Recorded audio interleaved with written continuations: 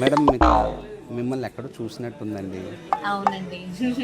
మీరు యాక్టర్ అండి? Yeah, TV artist. Okay okay, అది ఎక్కడో చూసినట్టుందని అడుగుతున్నాను మేడం. అంటే నేను సారీ మేడం, నాకు అంటే ఎక్కడ ఐడియా లేదు, జస్ట్ అందుకని మేడం చూసినట్టుంది అందుకని అడిగాను.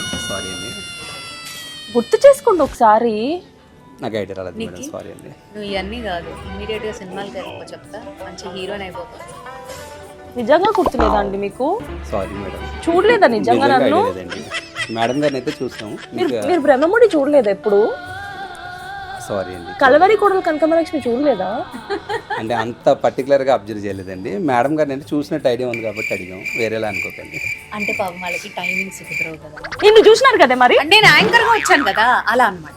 మీరు యాంకర్ గా చూసారా, సీరియల్ లో చూసారా? మని యాంకర్ గానే చూసామండి. సీరియల్స్ అంటే మాకు మేడం అన్నట్టు కన్వీనియంట్ ఉండదు.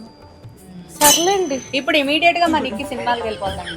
యాంకర్ గా సినిమాలో సీరియల్లో అన్ని నేనే కనిపిస్తాను, చూసుకోండి.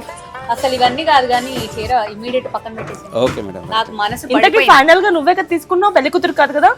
నువ్వు పెళ్లి కూతురుకి ఇచ్చేలా ఉంటే నేను తీసుకుంటాను చెప్తున్నాను. నేనే అయితే ఓకే. నాకు ఎంత నేను ఆల్రెడీ ఊహించేసుకున్నా, గోల్డ్ వేసుకొని జడేసుకొని. అవ్వా, చాలా బాగుంటుంది మేడం. ఏ ఆ బేబీ పింక్ బ్లౌజ్ వస్తుంది కదా, దానిపైన నువ్వు ఈ కలర్ మగ్గం వర్క్ చెప్పచ్చు, హైలైట్ ఉంటుంది. ఓకే మేడం, పెట్టండి, మీరు ఫస్ట్ పెట్టండి. రైట్.